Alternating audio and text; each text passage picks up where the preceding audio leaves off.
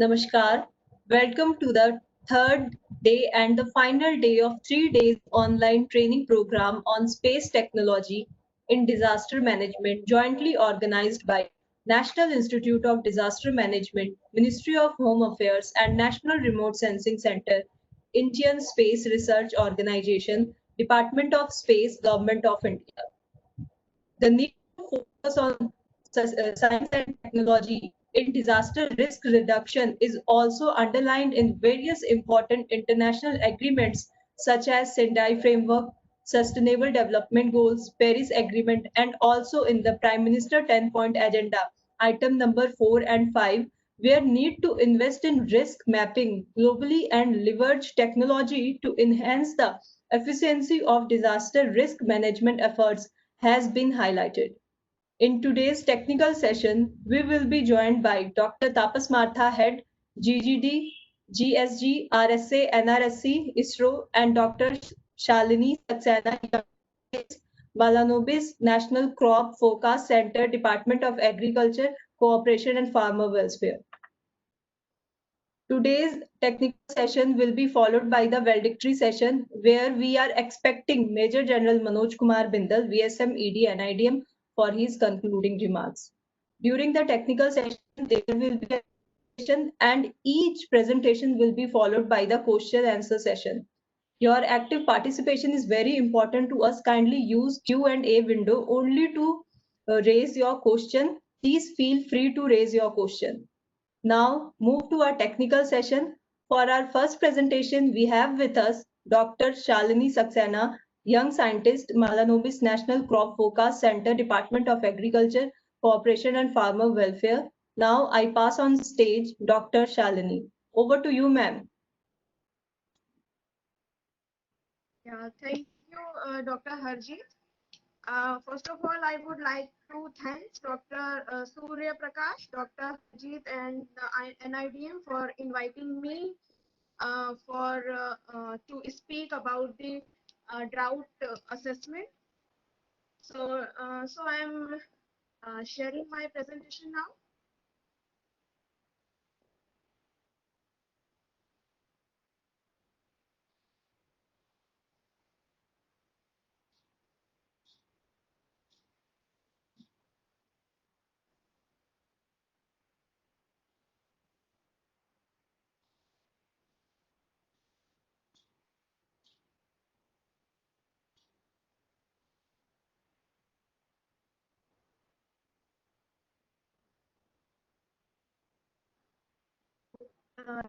This is visible to all.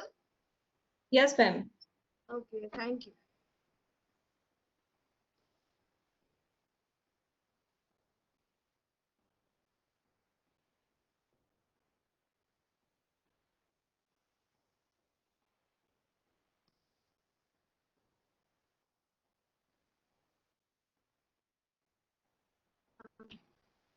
Hello.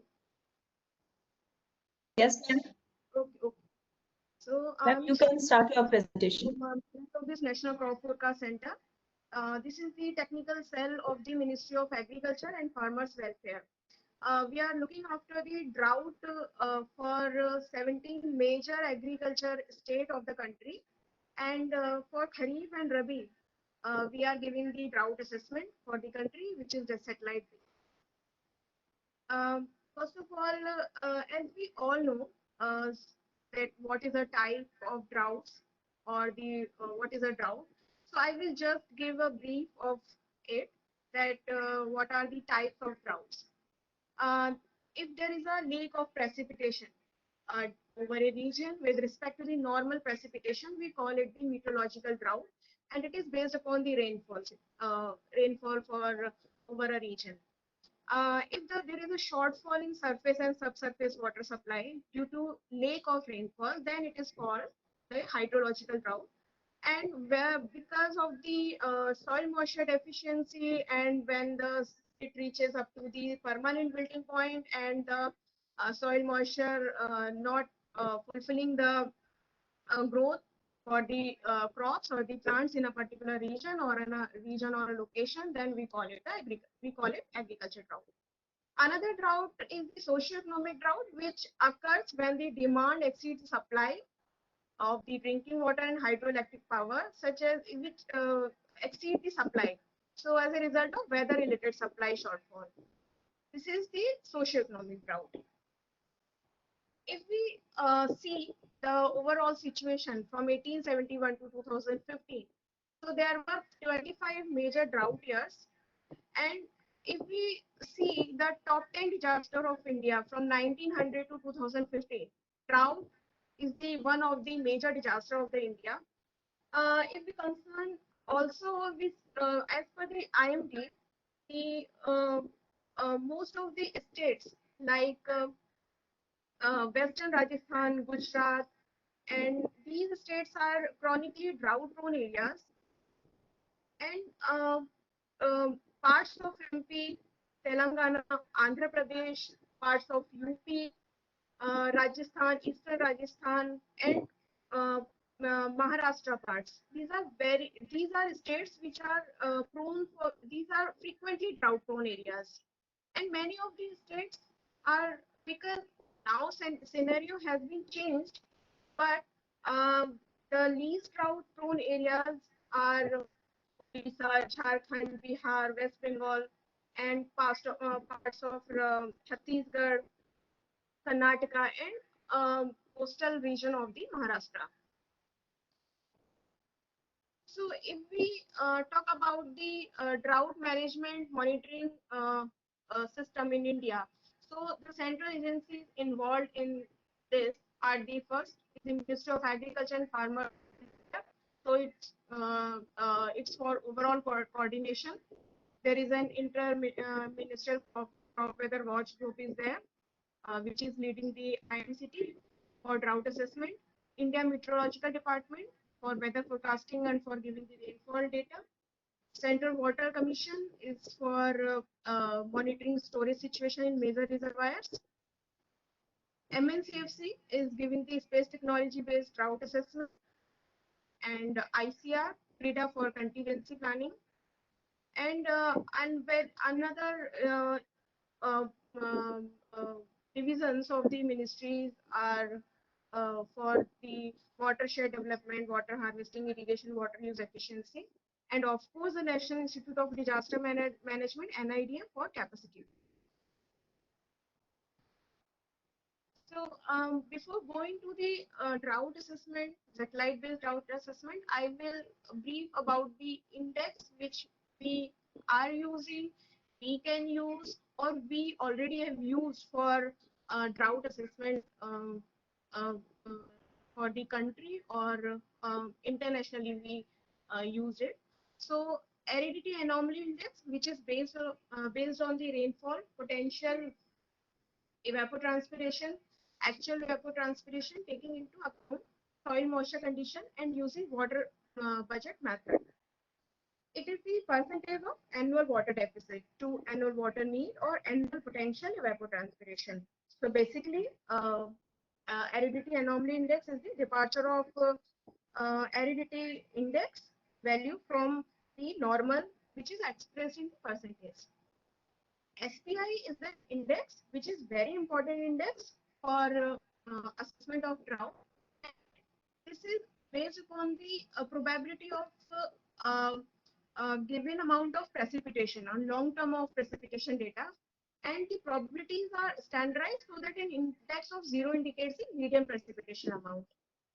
Another index is the Palmer Drought Severity Index, and which attempts to measure the duration and intensity of the long term drought. And it actually uses the temperature and precipitation data to calculate water supply, demand, and which incorporates to soil moisture, and it's considered most effective for unirrigated croplands. Another one, we can also consider the crop water stress index, which is to study the water status of the crop. It uses the canopy temperature, and we minus the canopy temperature with the air temperature, and as an index to study the water status of the crops. Surface water supply index indicates the reservoir storage, stream flow, precipitation types like snow and rain at high elevation into single index number. It takes into found the work done by the farmer with PDSI, but as additional information including water supply data, and it calculated at the basin level. Effective drought index is a function of precipitation needed for return to normal condition. It uses daily precipitation data to develop and compute several parameters: effective precipitation, daily mean evapotranspiration, deviation of evaporation, and the standardized value of the PEP. So another one is the moisture adequacy index, which is based on the weekly water balance. We use the actual evapotranspiration and potential evapotranspiration to calculate the moisture adequacy index. So these are the some indices, important indices for assessing the drought.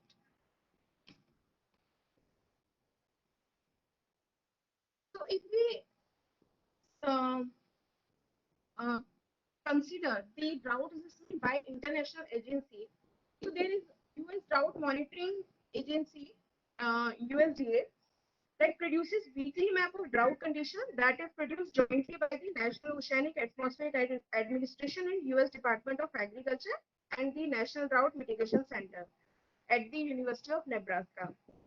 These maps are based on the measurements of climatic, hydrologic and soil conditions, as well as reported impacts and observation from more than 350 contributors around the country. The hydrometeorological parameters used for USDM include Palmer Drought Index, SPI, stream flow, and soil moisture, etc. So also there is a vegetation drought response index, which is a weekly depiction of vegetation stress across the contiguous United States.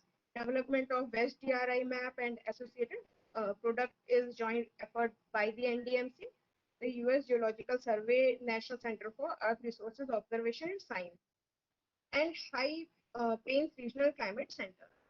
So the West DRI calculations is integrate the satellite-based observation, climate data, and other biophysical information such as land cover, land use, land cover, soil characteristics, and ecological settings.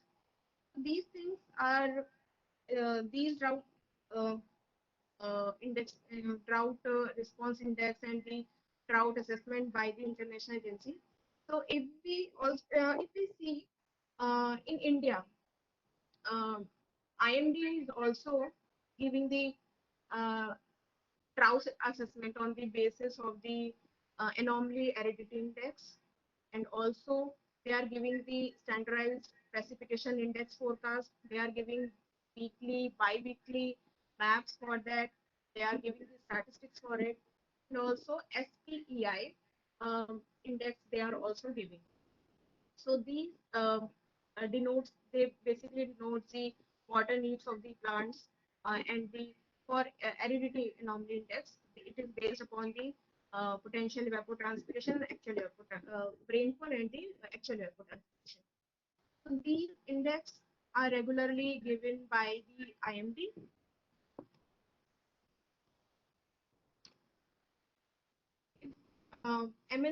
Some frequency of meteorological drought, which is based upon the rainfall situation. Maps were generated by the MLCFC. So if we see last 10 years of data or the last 30 years of data, so we can see how frequently drought frequency has been changed from 1968 to 2018, how it's changed. You can see the parts of Rajasthan, they have the high frequency of drought, and parts of Tamil Nadu, parts of Rayalaseema region of AP have the high uh, uh, frequency of meteorological drought. And now the frequency of the drought occurrence has been changed. So this is because of the change in rainfall pattern during the decades. Uh, Mehna, there is a National Agriculture Drought Assessment. Now we talk about the NADAMS project, which is the National Agriculture Drought Assessment and Monitoring System. So operationally, MNCFC is giving the drought assessment for the Kharif and Rabi season using remote sensing, and this is as per the guidelines given in the drought manual. So monthly district and sub-district level drought assessment we are giving for 17 major agriculture states of the country. Uh, Monthly drought assessment report, which is given in June, July, August, and September. And Rabi drought assessment we are giving in month of February. The categories are the normal, moderate, and severe for drought assessment. So many states uh, uses the NADAMS assessment and the data statistics for support in drought declaration.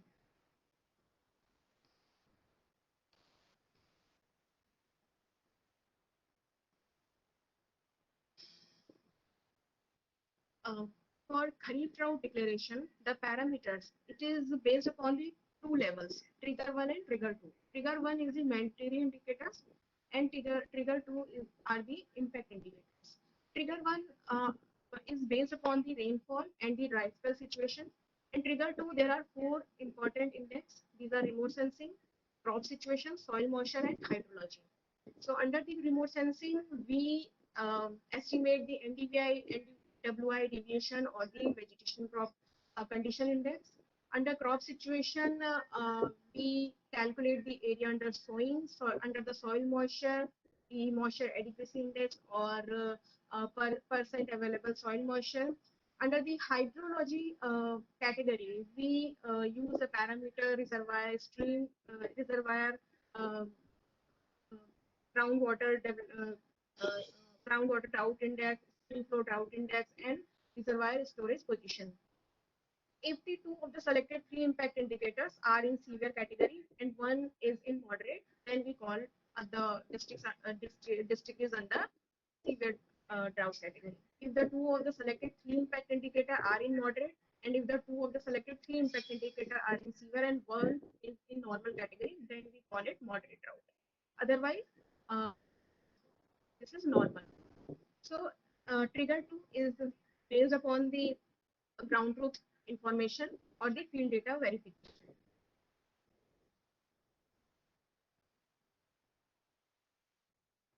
Parameters for Rabi drought declaration as per the drought manuals are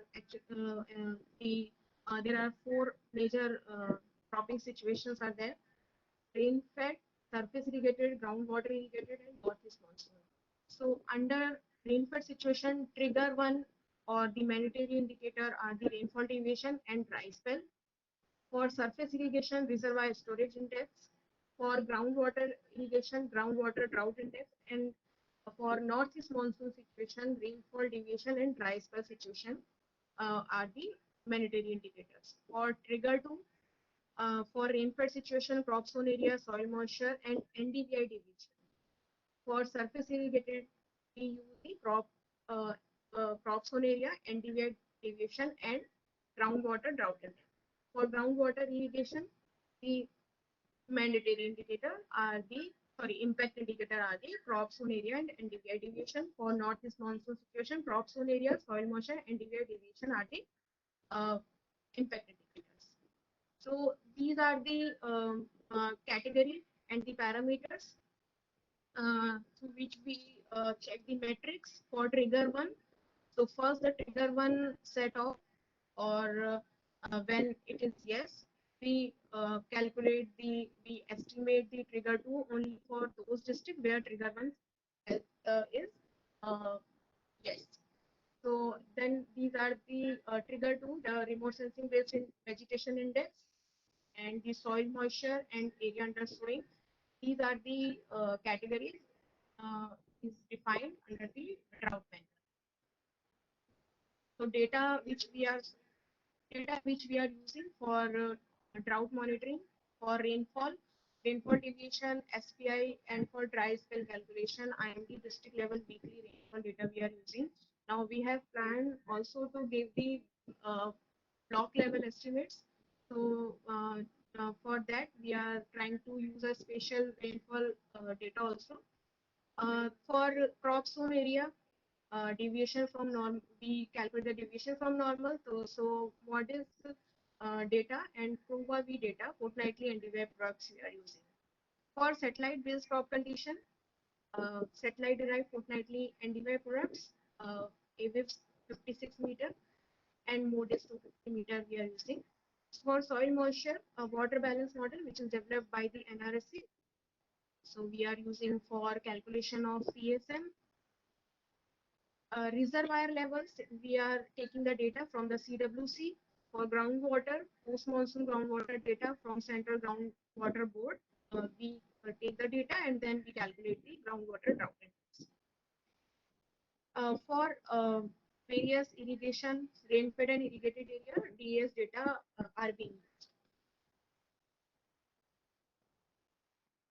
The maps are first of all the rainfall, weekly rainfall, and the used to calculate the dry spell situation, and then based upon the rainfall deviation, dry spell, and scanty rainfall.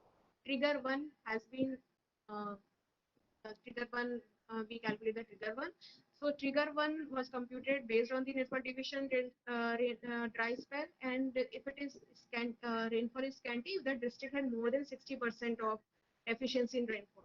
Dry spell, and we consider the dry spell if at least for 3 to 4 consecutive weeks from a state-wise monsoon normal onset date.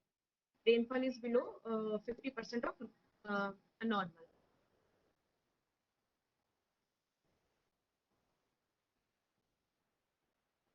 These maps for trigger 2, if the distance comes under the trigger 1, then we estimate we go for the trigger 2 or the impact indicator. So first is the remote sensing based indices. So NDVI and DWI are the index which we are using for remote sensing based indices.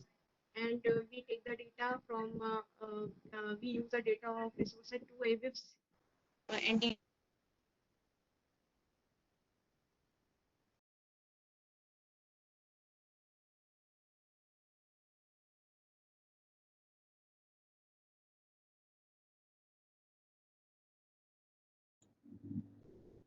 Excuse me, ma'am. Sorry for the interruption.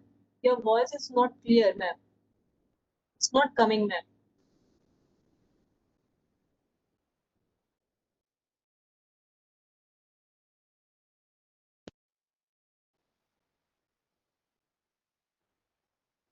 For soil moisture index, a mean percent available soil moisture we calculate, and PSM indicator is assessed by averaging the consecutive 3 weeks of lowest moisture from a state-wide monsoon onset date.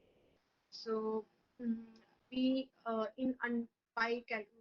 calculating the PSM, it does not take into account each based upon the rainfall and PET only.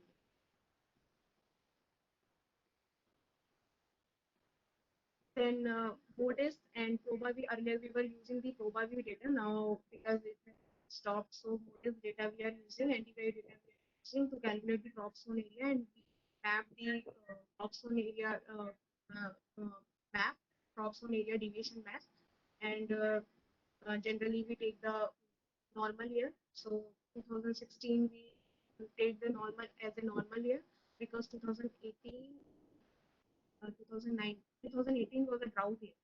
So then we see the states which are under trigger 1, we calculate the crop zone area deviation map. Reservoir storage position we take from the CWC to check the reservoir position of the country. So this is the final agriculture drought assessment map, which is categorized into severe, moderate, and normal situation. So for Rabi drought assessment, first we categorized country into 4 cropping situation. Then those situation again categorized into the irrigation and rainfed situation, and irrigated states again divided into the groundwater situation and surface irrigation situation. So these are the situation 1 and situation 4. how we calculate the rain-fed area in northeast monsoon situation, rainfall maps, and then we calculate the dry spell and the scanty rainfall. We take the maximum groundwater level, average groundwater level, and actual groundwater level from Central Groundwater Board, and then we calculate the groundwater drought for this. This is actually the Rabi drought assessment is a typical very typical process. So then after there is we calculate the trigger one for situation 1 and 4, and for groundwater drought index there is this is the situation 3. Then trigger 1 is based upon the groundwater drought index.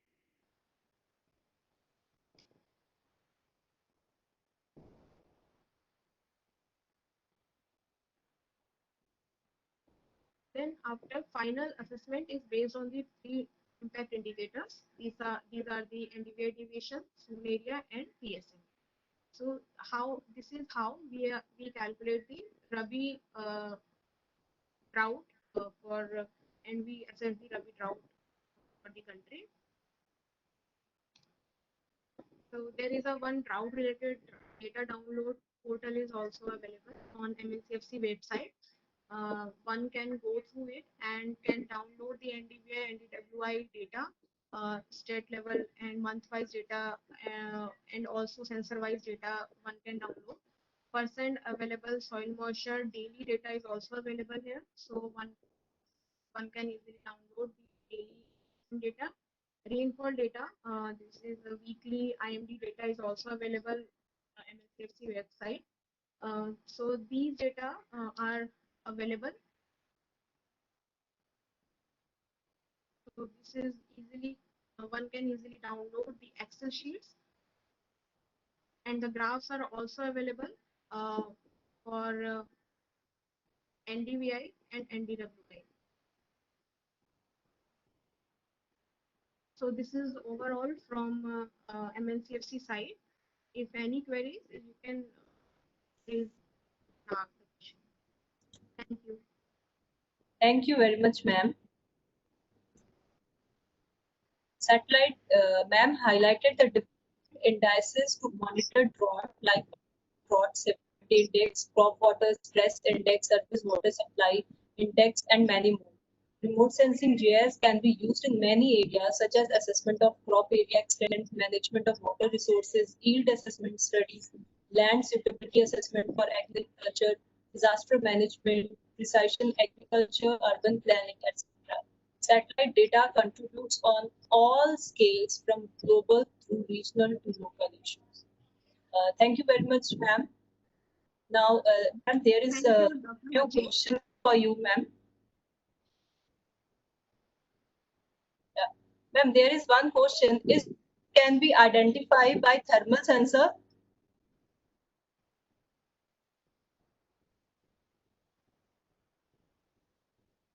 Are you there, ma'am?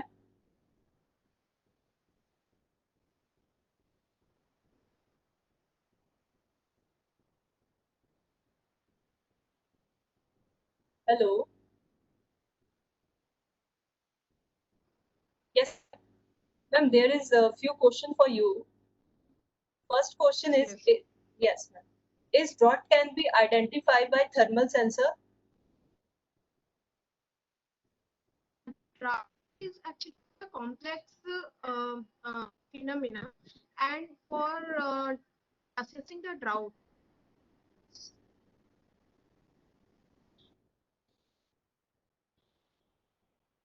require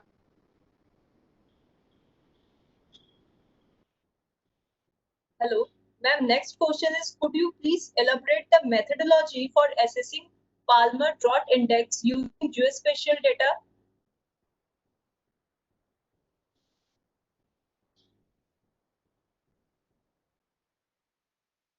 Ma'am, your voice is not clear, ma'am. hello. Yeah. So for hello, Yes, ma'am. Go ahead, ma'am. yes. So for thermal sensor,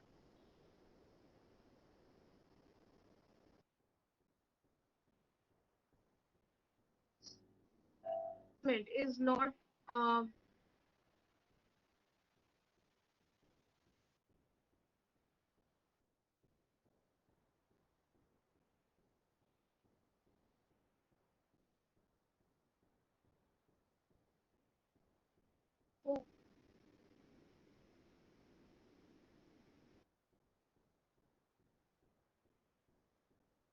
I think, ma'am, there is some bandwidth give, issue. Thank you very much. Yeah.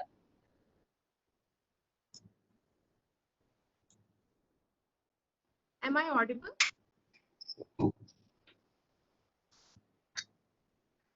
Yes, ma'am, you are audible, but your message is not clear.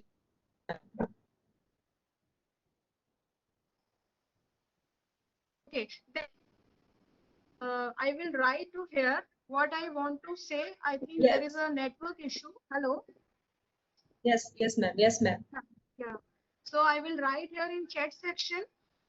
So Yes, ma'am. okay. I think there is some network issue from my side. Yes, ma'am. We can understand, ma'am. No problem, ma'am. Okay, ma'am. Thank you very much, ma'am. Now we move ahead to our second presentation. We have with us Dr. Tapas Martha, Head GGD, GSG, RSA, NRSC, ISRO, to share his vast knowledge and experience with our participants. Now I pass on stage to Dr. Tapas Martha. Over to you, sir. Thank you, Ajit. It's good to meet you again. I remember you worked on at NRSC, so enthusiastically learned all the slide Hajar Joni sir. I'd like to thank NRDM for inviting me to deliver this lecture, particularly Surya Prakash ji. We are very familiar with each other. So now I'll move on to my slide.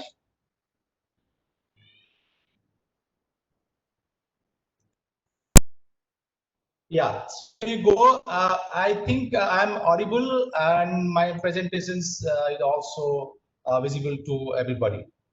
Yes, Good sir. morning to It's all clear, sir. participants. Thanks.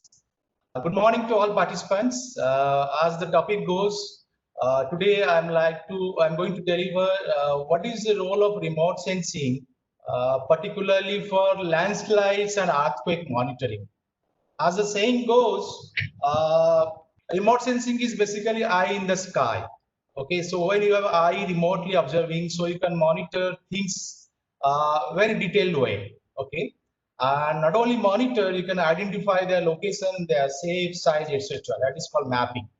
So how do we map landslides and earthquake? We have a dedicated program under ISRO DMSP, and since 2005, NRSC ISRO particularly systematically contributing to various natural disasters. In the landslide and earthquake fields, whatever we have done. Begin with the landslides and then followed by the earthquake. Briefly, as we know, almost 12.6% of India's landmass is prone to landslide disaster. And we are number one in the world, unfortunately.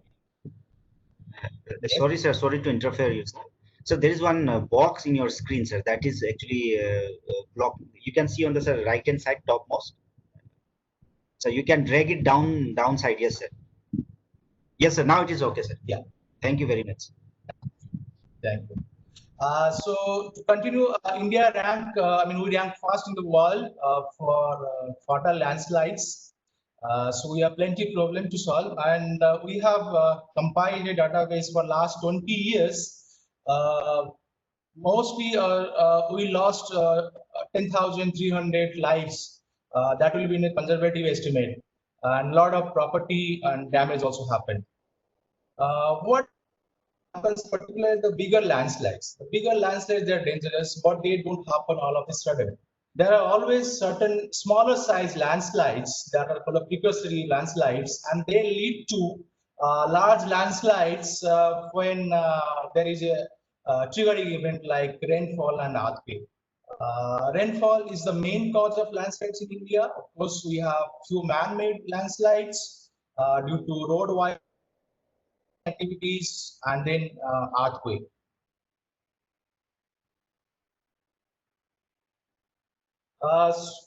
these are the activities which we can broadly do from remote sensing data. We can assess the damage, we can map the location that we call landslide inventory. And this inventory data with some weather forecasting, we can also assimilate and do a landslide early warning. And we can find out what is the amount of or the volume of the debris. Okay, that is called volume estimation. We can monitor landslide, and then most importantly, we can map the hazard prone areas. What we call in our landslide term is called susceptibility mapping. So I will go through all these core activities in the landslides one by one. To begin with, this is how the landslide looks on the ground. And if you see the ground photograph, you can very well appreciate that wherever there's a big landslide, there's a loss of vegetation. And all the landslide happens in hilly areas where the slope is steep. And we have very friable rocks are exposed near to geological structures. This is the geospatial landslide inventory of India. ISRO, NRS ISRO, we have been working in this field since last 20 or 22 years, and we have compiled a large volume of data, and that comes to around 50,000 data last year, and now that has increased up to 70,000. And if you can see our province-wise, particularly the northwest Himalayas, consisting of Uttarakhand, Himachal, then Jammu, Kashmir, and Ladakh. There you find maximum number of landslides. And northeast, though numbers are more, but areas are less because the size of landslides are less from the northwest. And coming down south, particularly in Kerala, Karnataka, and then Maharashtra and Goa, we have lesser number of landslides compared to the Himalayan areas. But particularly the last 3 years, given the high amount of rainfall in southern India, the incidences have increased. And what we did, this national database we have used to rank the districts in the hilly areas. We found total 145 number of districts in the 17 states or 16 states and 2 UTs, which are prone to landslide. And we have ranked them in terms of their exposure to the population, to house, to livestock like animals, and few other parameters. And our analysis shows that Rudraprayag district in the Uttarakhand state is the most prone district in India in terms of landslide disaster. And in the top 10 districts of India, there are 4 districts in Uttarakhand, and then in Kerala also. And Kerala, as I explained before, though we have lesser number of landslides, but the population density and the house density are quite high. This means that the risk exposure is quite high. That's why 4 districts in Kerala are more vulnerable to landslides. Now I'll go to one by one case studies through a few illustrations. What you see now here is particularly the 2018 Kerala disaster. You have a heavy rainfall, almost deviating 100% from the normal rainfall. That led to roughly 5,000 landslides in Kerala, Karnataka, and Tamil Nadu. And you can see we use high resolution satellite data on the order of or very high resolution satellite data, both Indian satellites like Cartosat series and of course international satellites, which we receive through an understanding internationally through international charter, satellites like WorldView and Pleiades. These are the French satellites, US satellites. And we find out what are the places on the road corridor or on the railway track. If you can see here, there is a tunnel which is connecting Bangalore to Mangalore. And we find on the tunnel near the entry of the tunnel, there were landslides. And similarly, also under the highway connecting Bangalore and Mangalore, there are a lot of landslides happen. On the right side, if you can see, I'm moving my cursor over here. This is Kodagu district. This is north of Madikeri, particularly famously known as Coorg for the tourists. And here we have a lot of debris flows happen. And that's basically heavy rainfall. Though the slope is not very steep, but there is heavy rainfall that led to a lot of landslides. This is a case study recently on the 6th August of this year. Unfortunately, we lost almost 70 precious lives. This happened near Idukki, near the Munnar town. And we have a large debris flow, almost 1.5 kilometer long debris flow, which started on the higher hills and it came down. Now there were a few hot pins which were lying where the tea estate workers were staying, and the debris was entirely buried those tea estate workers' hot pins, and that to a lot of that lead to a lot of loss in life. And this kind of information we used. This is optical or Indian satellite data, 1.6 meter, and we also used microwave data we received internationally, and all the database were analyzed to find out the size of the landslide, where it started, and how long it was, and those kind of information was provided to the Kerala State Disaster Management Authority. This is in Uttarakhand. If you can see here on the left side, we have the Gangotri Glacier, near the snout of the Gangotri Glacier where Gomukh is located. We have a big landslide, and that landslide is particularly on the left side of another valley glacier, whereas it's completely failed. Okay, that has buried a lot of the narrow valley Bhagirathi River, but unfortunately there was no blockage. So this kind of information, quite remotely, it is difficult to go there frequently on ground, and satellite data comes to a lot of rescue here. This is another case study here. Also, Indian satellite data used. This is in Kotropi on 13 August 2017, where we lost almost 43 lives. There was a big landslide which happened. If you can see here, which I was telling in the beginning of my presentation, there were a couple of smaller landslides existing in the crown part, and these smaller landslides, slope facet is under stress. The shear strength of that facet is quite less, and if you have a heavy rainfall, then the pore water pressure will increase, and that will lead to a bigger landslide. So these kind of big landslides are not happening all of a sudden. That much I can tell based on our analysis for last 50 years, maybe years, a few more landslides also in Montam, Sikkim also. You find there were existing smaller landslides, and they are led to large landslide and further loss of life and property. So how we do, this is the technique which we employ here. We have the satellite image before the disaster. Then we have the satellite images after the disaster. As you can see, there are a lot of bright patches, and their tonal properties are quite unique, and their shape also quite unique. And all those features to map and identify landslides after the disaster. We call this as an event-based landslide. Particularly in this case study, which I am displaying now, it happened on 14 September 2012 in Okimot, where 51 people died, and altogether we mapped around 473 landslides. We not only rely on one set of pre-disaster and post-disaster data sets, we have access to multiple satellite images, both our ISRO sources and international sources. That helps us to improve the masking due to cloud cover, the masking due to topographic shadow. If you can see here we have a landslide which is visible in August, but it is not visible in December because we have a low sun elevation angle. That's why it is under topographic shadow.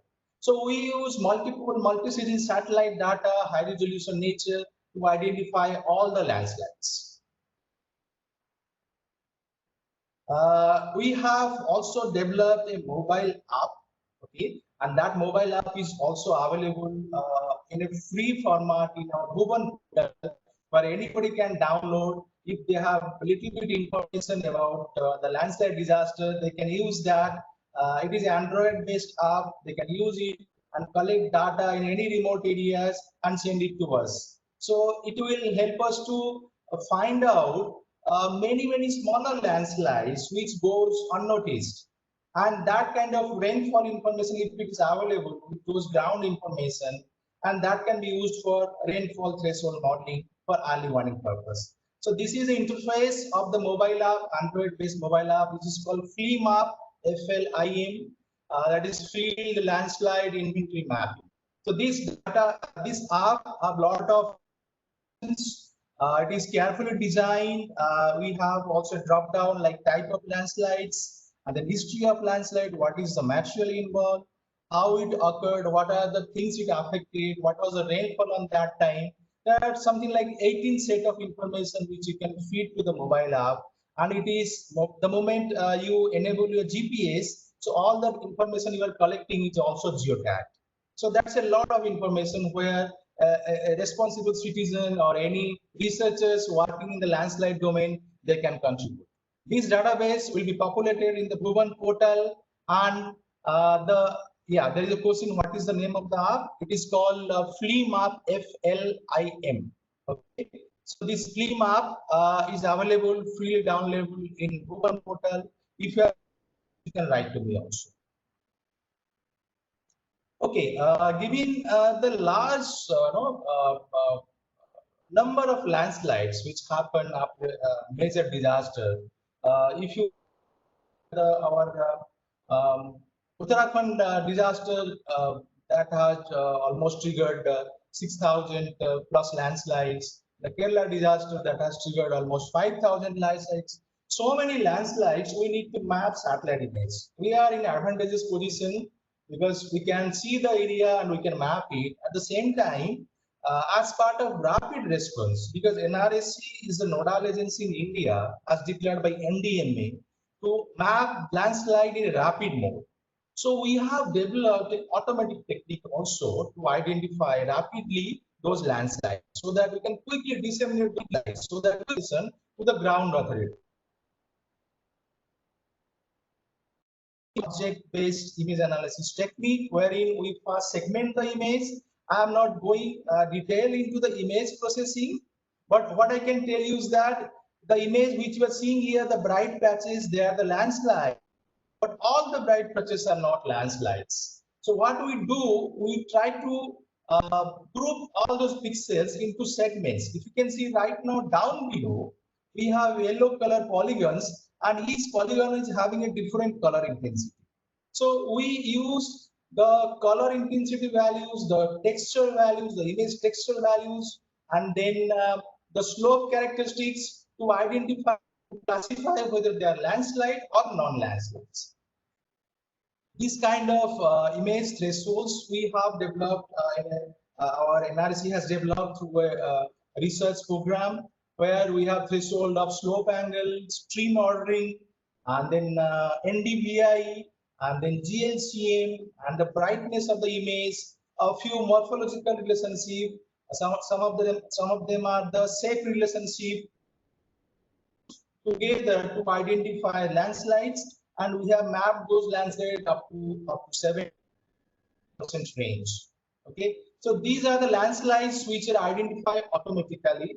The purpose is, as mandated by the government of India, we should rapidly identify them and give it to the stakeholders. There will be some kind of error in that. I'm sorry. There will be some kind of error in that, but that can be eliminated in the subsequent stages. In this slide, what I'm showing is that you not only map the landslides, but also you identify the type of landslides. The landslide types like debris slide or debris flow, it can be rock slide. Those type of landslides can be classified using additional information from the cartodem. So we in India, we have 10-meter cartodem, and that can be used to identify different types of landslides. Typology of landslides, its identification is very important. Why? Because depending upon the type of landslide, our ground mitigation measures are dependent. So that's why this kind of value addition to the landslide identifier is very useful. This database, whatever we prepare, we have submitted to NDMA. We have submitted to GSI. GSI is nodal agency. GSI is nodal area for landslide mapping. So this database has gone to GSI also. the algorithm which we developed using recognition software, and it consists of few steps where we mostly employ the image processing techniques and the derivatives which were derived from high resolution satellite image and like NDVI and principal component. From the DM, we derived the slope angle, the flow direction, the slope aspect. There are multiple parameters has gone into this algorithm to identify the landslides in an automatic way for rapid assessment. These are the steps how the algorithm produces results, and different steps like identification, segmentation, and finally classification. Then you can see the first step, we identify a potential landslide, and then we evaluate whether the segments are correct or not. In the second stage, we have further improved the segments. Once the segments were clearly identified, then the classification routine runs. And in the final step, you can see here the landslides were classified as rotational rock slides or translational rock slides. Now we'll go to volume estimation. That means if there is a landslide, it has come down, either it has blocked a major road or it has blocked a major narrow river. With some temporary damming has happened. There is a chance that the damming will be breached and there will be a further flash floods downstream. So how to identify the volume of the landslides? So we have, you can see here, we have a Cartosat 1 image. On the left side, you can see we have pre-disaster landslides. On the right side, we have post-disaster landslides. So unlike the landslide inventory mapping, wherein we use the multispectral or panchromatic image for preparing the location and mapping the landslides, in the volumetric analysis, we use the pre-disaster and post-disaster DE. Okay. And then we employ the curtain fill analysis in GIS. Find out what are the areas there is a volume loss and there is a volume gain. If you can see this figure, the gray color corresponds to volume loss. So in terms of the landslide terminology, that is called zone of depletion. And then we have this pink color, which corresponds to volume gain, that is called zone of accumulation. What is the drop in the elevation also we can find out. You can see that near the crown part, we have roughly 33 meter loss in elevation, and in the down part, we have roughly 39 meter gain in the elevation. So this kind of multi-temporal DEM has been used to find out the volume.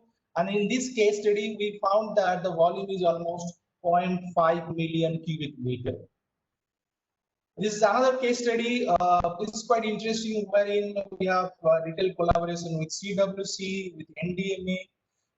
This area is very remote in the Zanskar Himalayas in Jammu and Kashmir. This is located at an elevation of almost 4,000 meters.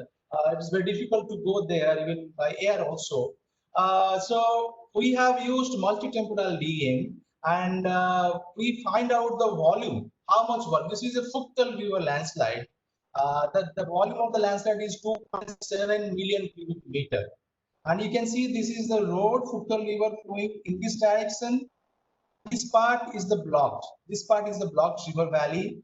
And the volume which I have just now told, 2.7 million cubic meter, this corresponds to the amount of debris which is lying on the narrow river valley.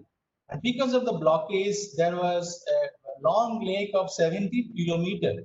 17 kilometer long lake was created in the upstream side of the Phuktal River. Then we can use satellite data to find out what is the cause of that landslides, particularly remote areas. The case study is very well known. I mean, I have also presented this before to a lot of my students and a lot of participants also. This one is particularly for the 2013 Kedarnath disaster. If you can see, this is a Choravari lake, which is also known as Gandhi Sarovar, and this lake was breached. And you can say this lake embankment is lateral moraine. This lateral moraine is nothing but a moraine of the Choravari glacier. This is a non-lithified moraine, And when this lake was filled to the brim, and moraine got breached. You can see here this part, the moraine got breached, and that's how all the water in the lake came downstream. And exactly in the downstream, we have famous Kedarnath temple and all the water hit there. Okay, so now we have used multi-temporal satellite data to reconstruct the history of the landslide with the available information of the local people. We found that, if you can see here, I'll go to my next slide. Yeah. So we found that there are two events which occurred in the June 2013. The first event was on the night of 15th June. This happened on the right side, on the eastern side of Kedarnath. This is the Kedarnath temple and city town. On the right side, there was a, and on the next day morning, there was a breaching of this Gandhi Sarovar lake. And the twin events led to a lot of damage. As you know, more than 5,000 people were killed. A lot of hardship happened to the tourists, and a lot of untold stories have you must have seen.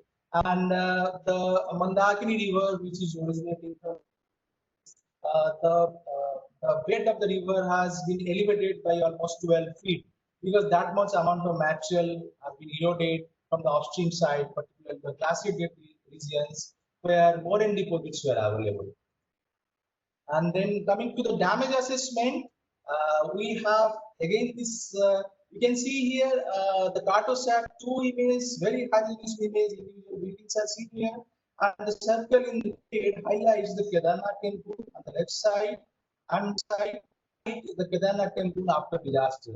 Kedarnath temple is standing as it is, but the Mandakini river has changed its course. If you can see the right side, Mandakini was flowing on the left side or the western side of the Kedarnath town before the disaster. And now in the image you can see here, it is lying in the eastern side of the Kedarnath town, because this flow, natural flow path has been blocked by the debris which has come from the upstream side. So this kind of cause analysis or damage analysis has led to being the change in the river course also in the upstream side.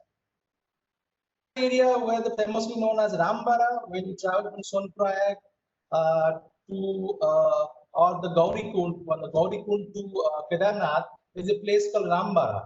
And these red colored dots corresponds to the houses which were existing and which are no more. The bright color in the image, you can see that these are the erosion which has happened due to the rise in the water level of Mandakini river, and all the houses have been washed out. So this kind of damage analysis can be done when we have high resolution satellite data, and this kind of information is very useful for district authorities since the area affected is quite limited. This is another case of 2012 Okimot disasters. As you can see, on the flow path of the landslide, there are buildings. So they are completely agricultural terraces, slab cultivation is going on, and there are a couple of houses over here. And when there is happening on the upstream side and it is on the runout path, this will be buried. The same thing happened here, same thing happened in Kerala, and same thing happened in other places also. And the second slide also, you can see this is Chunni and Mangali village in the Okimot Tehsil, wherein almost 53 people were killed because the village was buried. 70 to 80% of the houses in the villages were buried. There was a landslide in the upstream side. Coming to monitoring part, as I mentioned, that eye in the sky, we have multi-temporal satellite image, LIS4 data, which we mostly use. It has a good swath of 71 kilometer, and it is resolution is 5.8 meter. This is mostly used. The repeativity of the satellite is 24 days, but we have an option of emergency programming. When there is a major disaster, we program the payload of the satellite, and we can get the LIS4 data in every 4 or 5 days. Here, this is a case study in the Sun Kosi in Nepal, because the Kosi River comes to India, and this does a lot of devastation, particularly in the state of Bihar. So there was a mandate by the government to monitor this landslide in the Kosi River. So we have used 5th August image, then we have used 9th August, followed by 13th September. There are multiple images we use, I have not shown here. And you can see that there was a water impoundment in the upstream side. The lake was formed, You can see from this image of 5th August to 17th September, the impoundment area has decreased because the water has been, the temporary landslide lake has been reached here uh, to allow the flow of water downstream so that flash flood can be avoided. So this kind of monitoring will help the authorities to reduce the alert level in the downstream side. This is another case study for monitoring in the Futsal River. We have used Cartosat 2. This particular event we have monitored almost for a period of 5 months. So a lot of resources goes, a lot of analysis, a lot of satellite data. We use it. You can see 20 January image. Then we have 25th January, then 21 February. The water level is increasing slowly. Okay, from this image to the next one, the water level is increasing slowly. That shows that there is a potential threat level a little higher side on the downstream side. But fortunately, the debris which blocked the river was also breached, and it allowed the water to run out, and there was not much damage. Of course, there was damage to the property, but there's not much damage to the people or deaths to the people. Yeah, the susceptibility mapping. Hope I am. Yeah, I have time. Yes. So this is susceptibility mapping. Susceptibility means to find out what are the areas prone to landslides. As you know, you must have traveled through hills. You find that certain areas the landslides are occurring frequently, certain areas are safe. Why so? How it is happening? What is controlling? This is nothing but done in the susceptibility analysis. In this analysis, we use lot of parameters. Current parameters like what is the rock type, what is the slope angle, what is the geological structure, land use type, then you have lithological properties. So all these properties were used, and we do a statistical modeling. By doing the statistical modeling, we find out what are the areas geographically that is safe and otherwise unsafe. So if you see this map, we have 1 minute.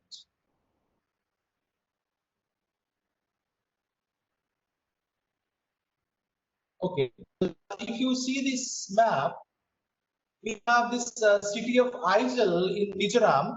We have mapped the susceptibility and categorized the entire district. The district of Aizawl is low, moderate, and low, moderate, and high. So high categories, particularly those red color things, are the areas where the chances of occurrence of landslides are quite high. Okay, so I again tell these are the areas. I am not telling in those areas when the landslide will happen. Okay, so that comes in the domain of early warning. I can only tell in this process this X area is good, safe, the Y area is bad, unsafe. This is a good information for the planners to design their future developmental activities. And this kind of information we did, NRSA did in the 2001.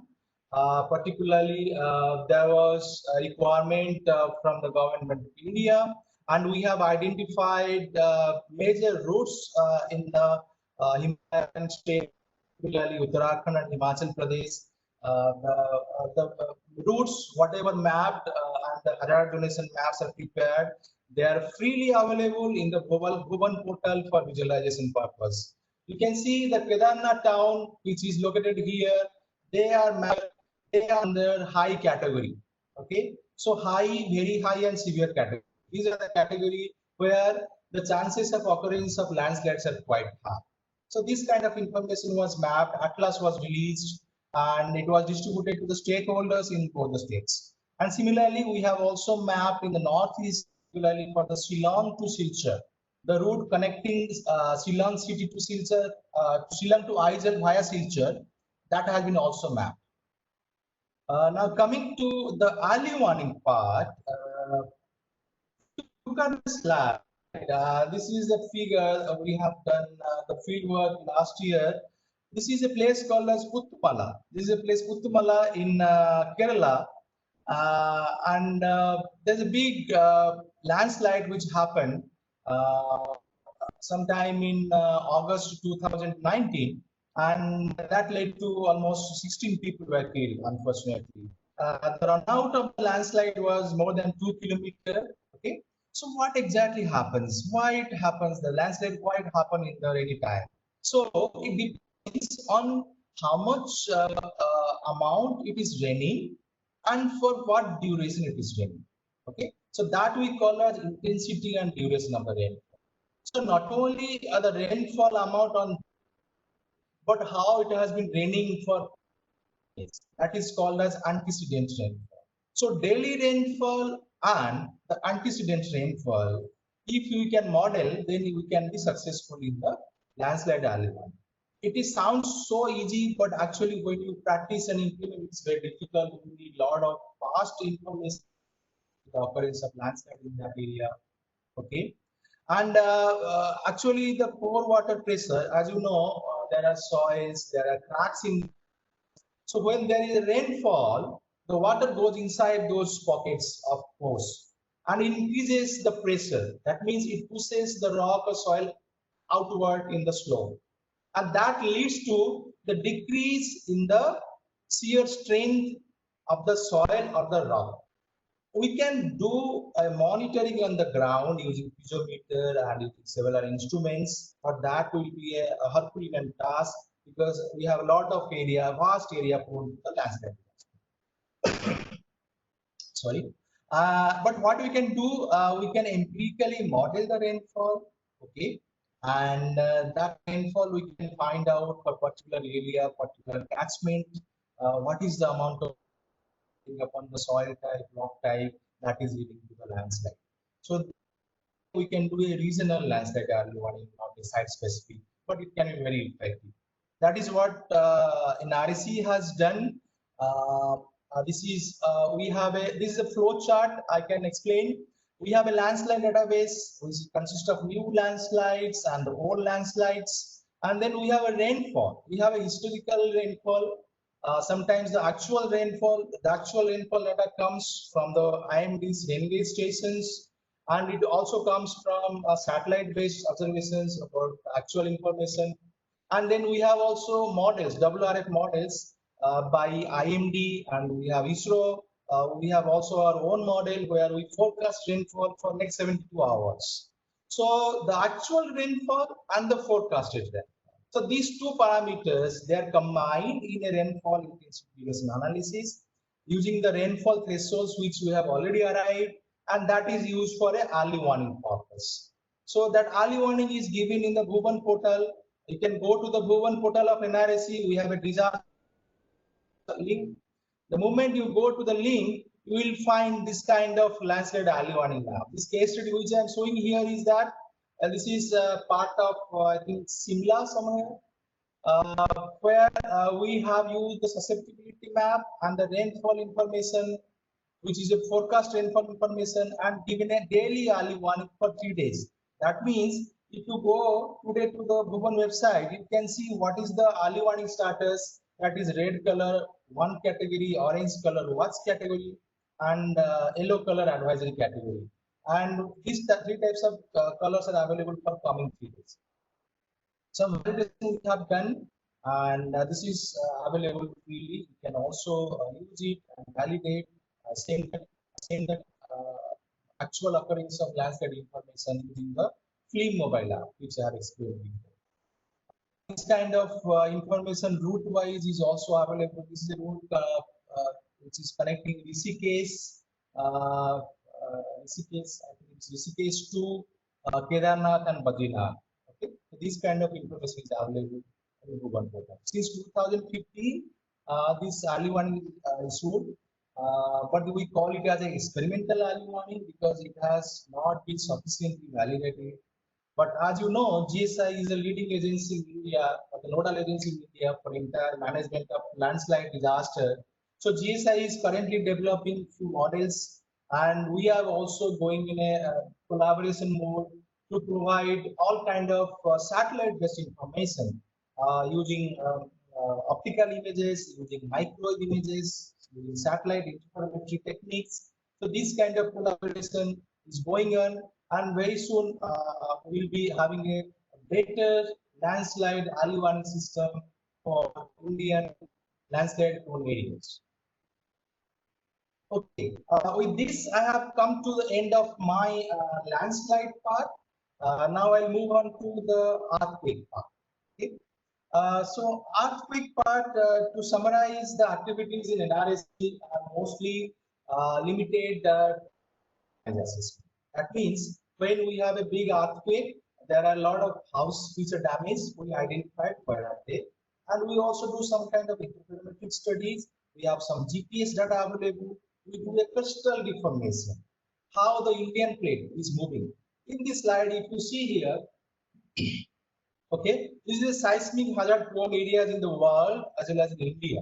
You can see earthquakes, they occur only in the plate boundaries. To a geologist, I need not explain this, but to non-geologists, I can say that, or to non-earth scientists, I can say that and the world consists of several plates. Some are major plates, some are micro plates.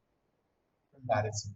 So when they are moving towards each other, that is called a convergent plate boundaries, we find lot of these red dots. Okay, a lot of these red dots are nothing but corresponds to the plate boundary where the chances of occurrences are, the chances of occurrence of earthquakes are quite large, and our seismic hazard donation map has been prepared by India, and we can see that we have categorized India into 4 zones, starting from zone 2 to zone 5, and most of the Himalayan areas and in the western part of India, Gujarat, Kutch region, and northeast part, they are under the highest category.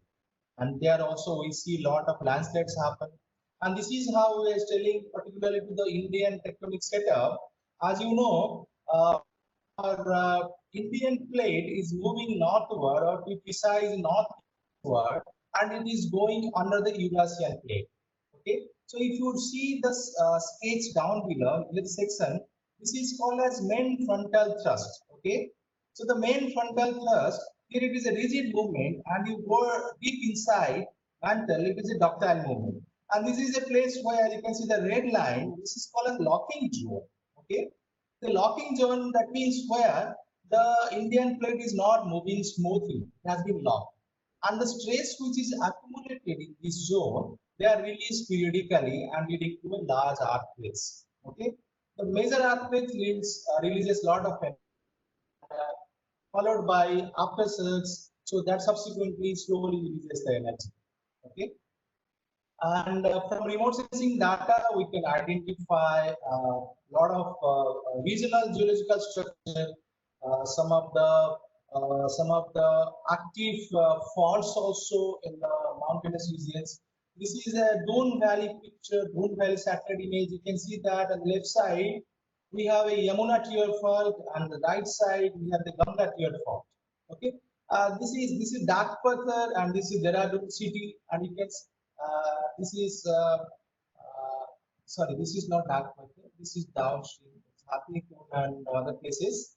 And this is where the Yamuna cut across the Shivalik range, and this is because we have a Yamuna tear fault. Similarly, in this side also we have a Ganga river which is coming. This is a Ganga tear fault.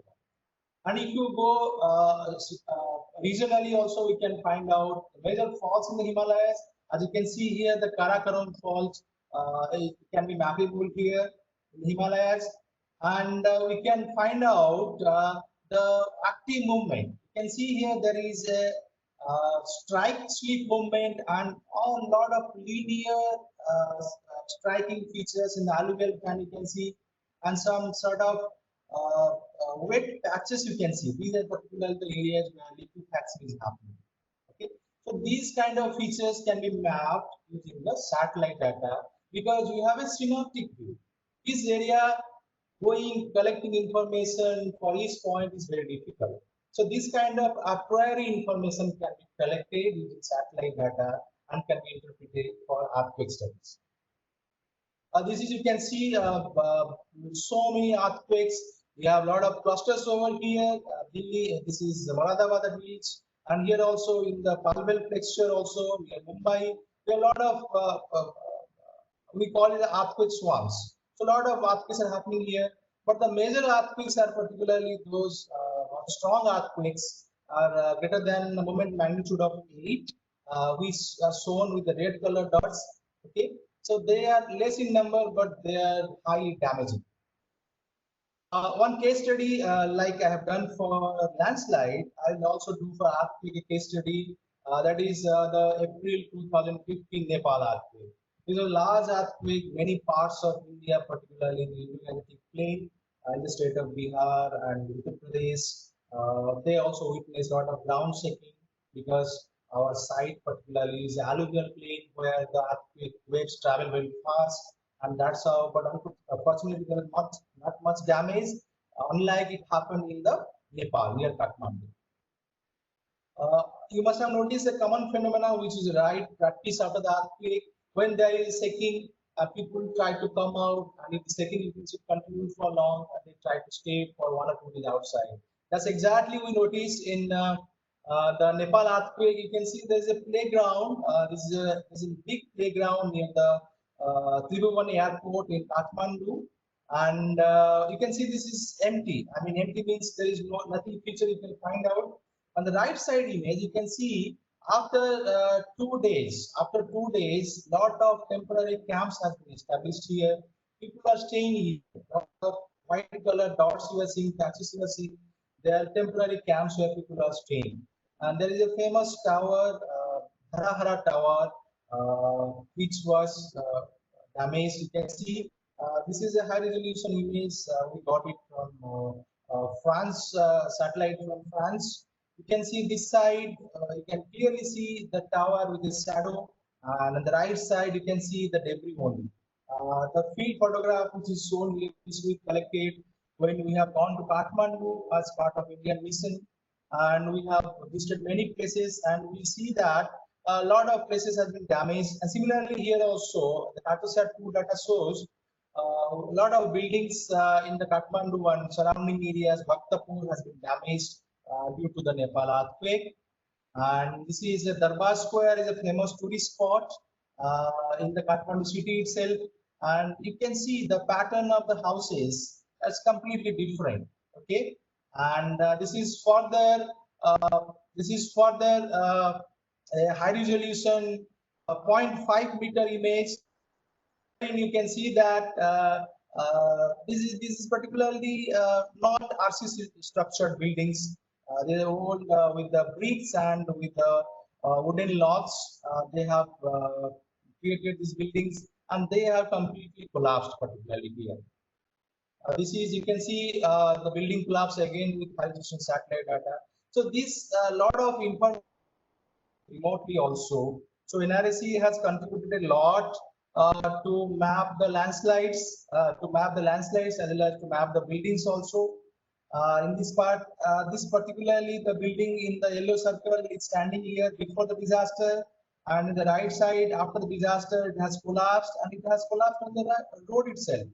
So that means any relief and rescue party cannot go through that road. So we need to give this kind of information. That means what are the areas where road is clear and the ambulances or the relief party can go there also. These are the photographs that we collected when we have gone to Kathmandu. You can see the Darbar Square and the PMO building in Nepal. A lot of Hanuman Dhokha, which is particularly very interesting and popular tourist sites, is entirely collapsed. And this kind of information we have also mapped before going to the field using high resolution satellite. This is another interesting part, quite remote in Nepal, bordering Tibet. We see that a lot of landslide also happened, particularly 15,000 landslides we have mapped in this event. And we see that happened, and this information was passed into Nepal government. And I understand when we went there that they have study and they have gone to this area to see whether this lake is still there. And you can see there is a dam lake. There is a dam lake, and there is a potential flash flood in the downstream. So this kind of information was not available to them, and through case studies like this, through satellite-based analysis, we have provided this critical information. This data set, so we have also mapped individual buildings that were collapsed using our own ArctoSat 2 satellite data. The red color patches you can see fully collapsed, and the yellow color polygons or patches you can see there partially collapsed building. So this kind of building collapse also mapping can be done using a very high resolution satellite. One I would like to say that how space technology can contribute more in future years is using satellite SAR interferometry. SAR interferometry, wherein we use a phase information in the microwave satellite data. The phase information will precisely tell in the millimeter level whether there is a movement in the Indian plate towards northeast. Okay, and in the aftermath also we can find out this case study, particularly if you can see the red color patches shows that the areas near Kathmandu they have gone up by almost 1 meter. Okay, and the areas north of Kathmandu they have gone down by more than 1 meter. So not only it has shown the vertical displacement, it has shown also that towards south laterally, Kathmandu has come closer to India. Almost in the order of 1.7 meter, if I remember correctly. This figure has been taken from literature. You can refer that. But in future, now India and USA, they are coming up with the L-band mission called as NISAR mission, NASA ISRO SAR mission. So this mission will be most likely be launched towards the end of 2022, and this database will be available freely to all researchers community, to everybody who wants to use. And through this database, through this satellite, we can find out in what rate our Indian plate is moving. Okay, and we can also use similar technique also to locally map in case of landslide at what rate a particular part of slope is moving, whether there is a slumping, there is a creeping happening. So this kind of information can be also mappable coming to the NISAR mission. So this mission is an L-band mission. There are a lot of advantages compared to the C-band mission, and everybody in the world community is quite hopeful about this mission, and this will solve or this will address a lot of issues, the data gaps which we are facing right now. With this, I will end my presentation right here. I hope I could make some sense to the landslide and earthquake disasters, whatever we are doing at NRSC through our DNS program. Now over to you, Harjit, and if there are questions, I will take them. Thank you very much, sir, to enlighten our participants about case studies of satellite-based landslide mapping, namely Kerala disaster, Gomukh landslide, Kochuki landslide, and how the landslide inventory mapped through automatic method and important stages to map landslide. Sir also highlighted how damage assessment, susceptibility mapping, and early warning assessment by remote sensing and GIS for landslide and earthquake hazard. Thank you very much, sir. Sir, there is so many questions for you, so I'm asking one by one. First question is, in comparison to the Himalayan region, the Deccan Plateau is the most stable region of India, as well as here we can expect less impact of earthquake. But what are the main reasons that trigger landslide in the southern part of India? Yeah, so as I've explained, for the southern part of India, particularly the state of Kerala, Karnataka, rainfall is the major triggering parameter. So I think if you look at the northeast Meghalaya region and followed by the Western Ghat part, it receives a lot of rainfall. So lot of rainfall means the terrain has, and we have a lot of loose materials in the form of regolith available. So whenever there is a heavy rainfall, then the shear strength of the soil decreases. So that's why we see a lot of landslides in the southern part. Thank you, sir. So next question is, could you please elaborate the object-based classification for landslide inventory?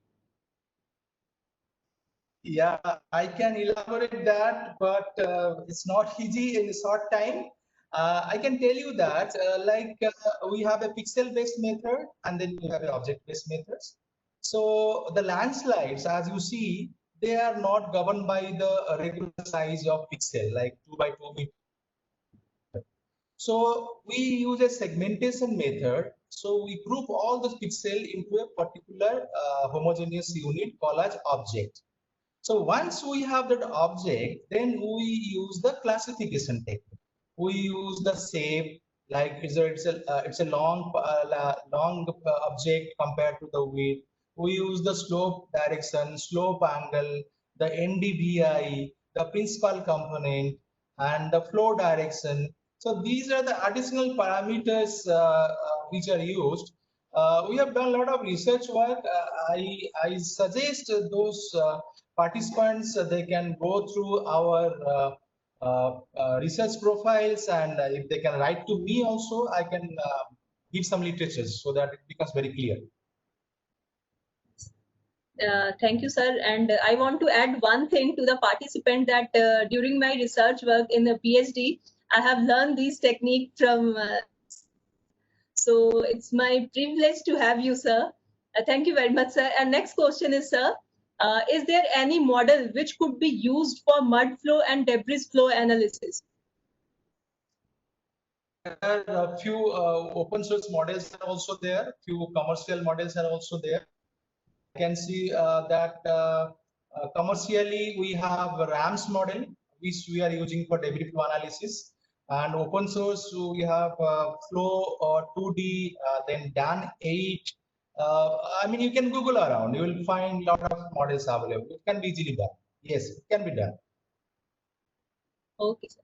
Sir, and the last question is, do you think SAR remote sensing can provide us better information to landslide prone areas rather than optical remote sensing?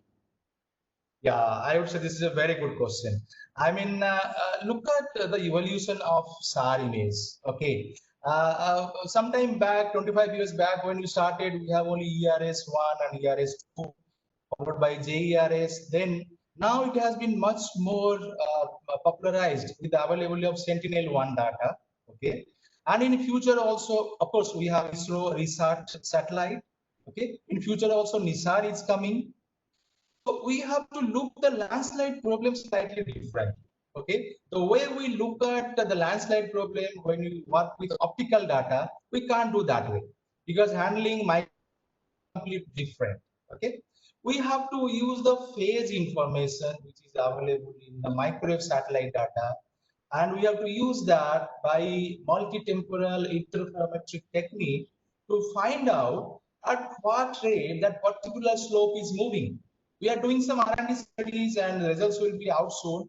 Internationally, there are a lot of studies has been done, and in future, for early warning purpose, SAR interferometry is going to play a key role. Of course, there will be good support with the optical remote sensing data, but SAR interferometry is going to play a key role in future. Thank you very much, sir, to be with us. Thank you very much, sir. Request my colleague, Mr. Anil Kathat, YP NIDM, to propose summary of the training program.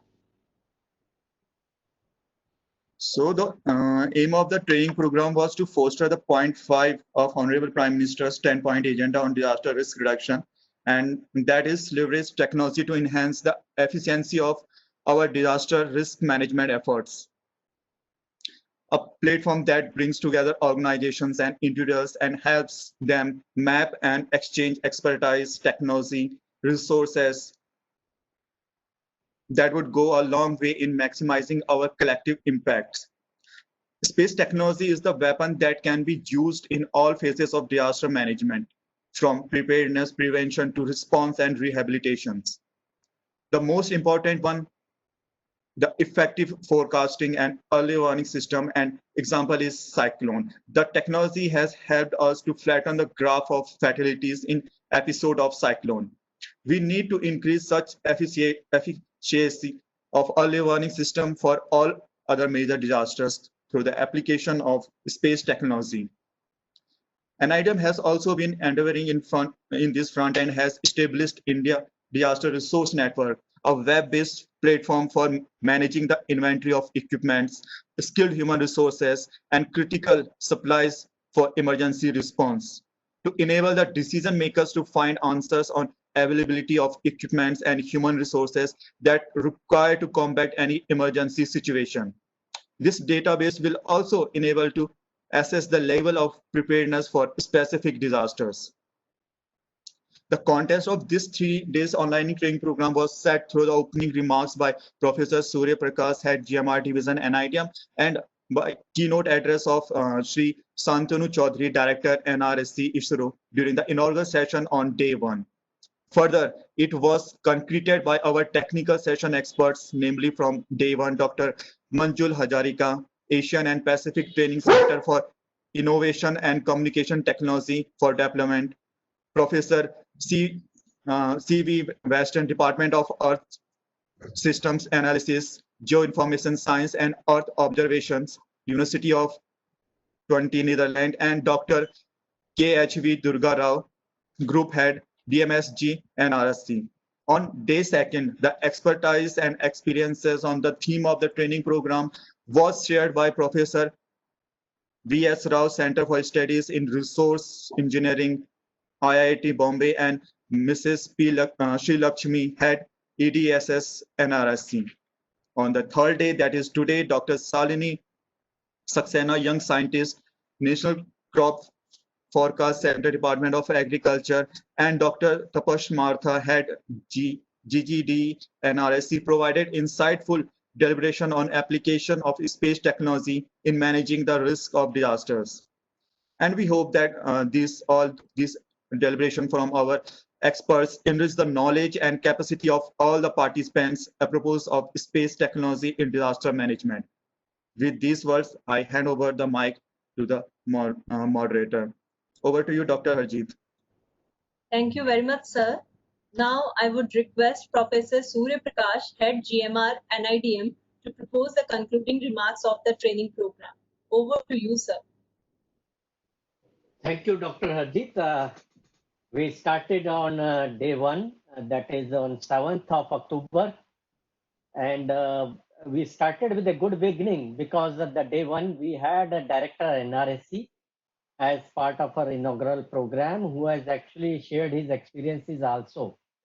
So we were motivated not only by his presence, but also by Dr. Manjul Hazarika as well as Kisven Western, who has done a lot of contributions in the field of space applications for disaster risk reduction, whether it is landslide, industrial disaster, or any other hydrological disaster. So we are happy that we have got resource persons from IITs like CSRE, IIT Mumbai. We had got experts from ITC. We had got experts from UNSCAP Center on special technologies, and also from MNCFC. So we had experts and good contributions from their side, and they shared their rich experience as well given exposure to our participants. So I hope this training, as I'm learning from the chat box as well as feedback from the participants, would be very useful in their own works and would also help us in our efforts towards making our country disaster free and with reduced disaster and resilient communities. So I thank you all, the team members of organizing team, who has taken all the troubles to communicate, to plan, to execute. And also in between, there were some hitches and problems even in the Cisco web platform. So you have all managed it well. I would like to communicate my personal thanks as well as thanks on behalf of NIDM to all our experts, resource persons, all the delegates and participants in this program for making it a great success. And also thanks to our team of GMRD, which has also not only moderated, but also facilitated the hosting of the program, and felicitations. So thank you all. And I wish all the best to you for the further programs. Thank you. Thank you very much, sir. It's my privilege to have been asked to propose a vote of thanks on this occasion. I wish to express my sincere gratitude to Shri Shantanu Chaudhary, Director NRSC ISRO, Space Department, Government of India, for sparing his precious time from his busy schedule for providing encouragement and support to all of us in the inaugural session. And I also extend my thanks to Dr. KHV Durga Rao, Group Head, GMSG, RSA, NRSC, and Professor Surya Prakash, Head GMR, for his presence and also for his enormous cooperation and support in organizing of this training program. I wish to express my gratitude to Major General Manoj Kumar Bindal, Executive Director, NIDM, for his encouragement and support in our every endeavors. I must mention our deep sense of appreciation for Professor Sven Weston, ITC Netherlands, Professor Manjul Hazarika, Director APCICT, Professor Y.S. Rao, IIT Bombay, Mrs. P. Sri Lakshmi, NRSC, Mr. Anil Kathat, YP NIDM, Dr. Tapas Martha from NRSC, and Dr. Shalini Saxena from Malanobis National Crop Forecast Center for their presence to enlighten the participants with their vast knowledge and experience. I also extend my thanks to NIDM team, Mr. Anil Kathat, Mr. Raju Thapa, Balaji, Gaurav, and Shobhit to make this event successful. And for the participant, I want to say that feedback link is shared in the chat box.